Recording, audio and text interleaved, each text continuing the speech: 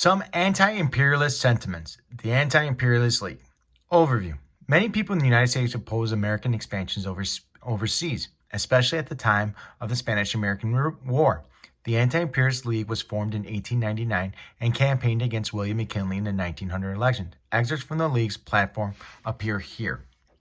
We hold that the policies known as imperialism is hostile to liberty and tends towards militarism, and even from which it has been our glory to be free. We regret that it has become necessary in the land of Washington and Lincoln to reaffirm that all men of whatever race or colors are entitled to life, liberty, and the pursuit of happiness. We maintain that government derive their just powers from the consent of the governed. We insist that the subjugation of people is a criminal aggression.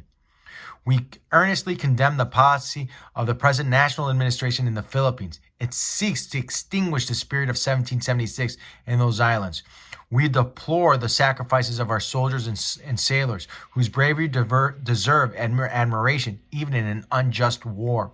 We denounce the slaughter of the Filipinos as needless horror. We protest against the extension of American sovereignty by the Spanish methods. The United States has always protested against the doctrine of international law, which permits the subjugations of weak by the strong. A self-governing state cannot accept sovereignty over an unwilling people. The United States cannot act upon the ancient heresy that might make right. What, as I've heard, the war of criminal aggression in the Philippines greatly, as we regret that the blood of the Philippines is on American hands. We more deeply resent the betrayal of American institutions at home.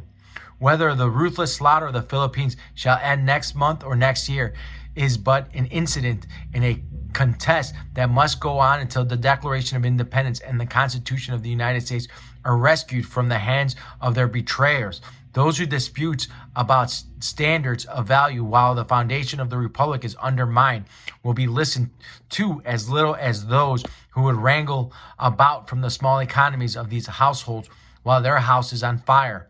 The training of great people for a century, the aspiration for liberty of the vast immigrations are forces that will hurl aside. Thus, who in delirium of consequence seek to destroy the character of the institutions. We deny the obligations of all citizens to support their government in a time of grave national peril applies to the present situation. If the administration may with impurity ignore the issues upon which it has chosen deliberately to create a condition of war anywhere on the face of the globe, debauch the civil service for spoils, to promote the adventures of organized truth, separating censorship, and demand all of citizens their unanimous support while they chooses to continue the fighting, representative government itself is in peril. We hold with Abraham Lincoln that no man is good enough to govern another man without the other's consent. When the white man governs himself, that's self-government, but he governs himself and also governs another man. That is more than self-government. That is despotism.